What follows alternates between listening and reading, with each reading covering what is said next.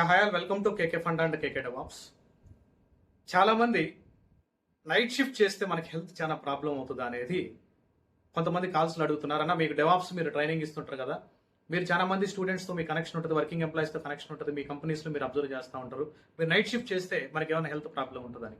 రియల్గా చెప్పాలంటే నేను కూడా ఇనిషియల్ డేస్లో నైట్ షిఫ్ట్ చేసేవాడిని. నైట్ షిఫ్ట్ ఎలా ఉంటుందంటే మనకి డెవాప్స్లో ఆల్మోస్ట్ జనరల్ షిఫ్ట్ ఉండొచ్చు. మీరు ఏదైనా ప్రొడక్షన్ సపోర్ట్ చేస్తున్నప్పుడు, ఆన్ కాల్ సపోర్ట్ ఉన్నప్పుడు అటువంటిప్పుడు నైట్ షిఫ్ట్స్ ఉంటాయి అనమాట. రొటేషనల్ షిఫ్ట్స్ ఉంటాయి.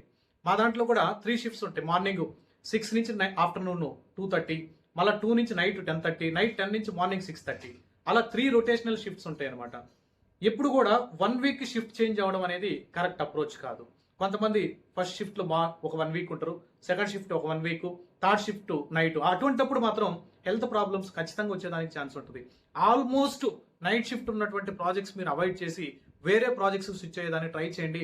ఖచ్చితంగా మనకి హెల్త్ ప్రాబ్లం అయితే అటాక్ అవుతుంది. ఎందుకంటే నైట్ అంతా మనం స్ట్రెయిన్ అయిపోయి డే టైంలో అంత మనకి స్లీప్ బెటర్గా రాకుండా ఆ డే టైం అంతా మనకి డిస్టర్బెన్స్గా ఉంటుంది. ఎప్పుడు కూడా నైట్ అయినా కానీ కంటిన్యూగా నైట్ ఉన్నటువంటి షిఫ్ట్స్ అయితే పర్లేదు, కానీ ఒక 1 week night, 1 week day shift, అలా డిఫరెంట్గా ఉంటే టోటల్ స్లీపింగ్ అవర్స్ చేంజ్ అయినప్పుడు మనం ఎంత ఎర్ని చేసినా కానీ హెల్త్ కానీ ప్రాబ్లం కానీ ఉంటే చాలా ప్రాబ్లమ్స్ మనం ఫ్యూచర్లో ఫేస్ చేయాల్సి వస్తుంది. నైట్ షిఫ్ట్ వల్ల హెల్త్ ప్రాబ్లమ్స్ ఎక్కువ ఉంటాయి. ఎవరైతే ఇనిషియల్గా కెరియర్లో స్టార్ట్ చేసి నైట్ షిఫ్ట్లు చేస్తుంటారో మనకి ఈ ఏజ్లో మనకి దాని గురించి ఇంపాక్ట్ తెలియదు.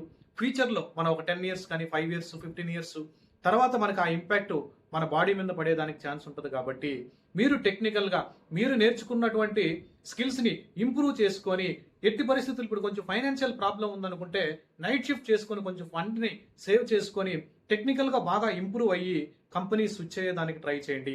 మన హెల్త్ కానీ ప్రాబ్లం అయితే కంపెనీ కానీ ఆ కంపెనీలో పనిచేసేటువంటి కొలీగ్ కానీ మన రిలేటివ్స్ కానీ ఎవ్వరూ హెల్ప్ చేయరండి. మన హెల్త్కి ఫస్ట్ ప్రయారిటీ ఇవ్వండి, దాని తర్వాత వర్క్కి సెకండ్ ప్రయారిటీ ఇవ్వండి అనేది నా best suggestion.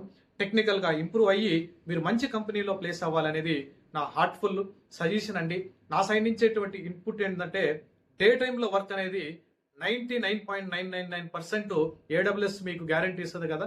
Okay, server down కాకుండా సిమిలర్గా మీ లైఫ్ హెల్త్ బాగుండాలంటే మీరు నైట్ స్లీప్ అనేది చాలా ఇంపార్టెంట్. ఎందుకని ఇన్నిసార్లు స్ట్రెస్ చేసి చెప్తున్నానంటే దాని ప్రియారిటీ నాకు తెలుసు. ఇనిషియల్ డేస్లో నేను కూడా నైట్ షిఫ్ట్ చేసి హెల్త్ ప్రాబ్లమ్స్ని ఫేస్ చేసి కొన్ని డేస్ తర్వాత నేను కూడా కంపెనీ స్విచ్ అయ్యాను.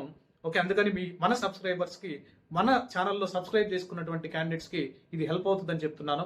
మీకు ఈ వీడియోగా నచ్చినట్టయితే మీరు నైట్ షిఫ్ట్ చేస్తున్నారా, డే షిఫ్ట్ చేస్తున్నారా, లేదు స్టిల్ జాబ్ సెర్చ్ చేస్తున్నారా ఏంటనేది మీరు కామెంట్ సెక్షన్లో మెన్షన్ చేస్తే I will reply for that.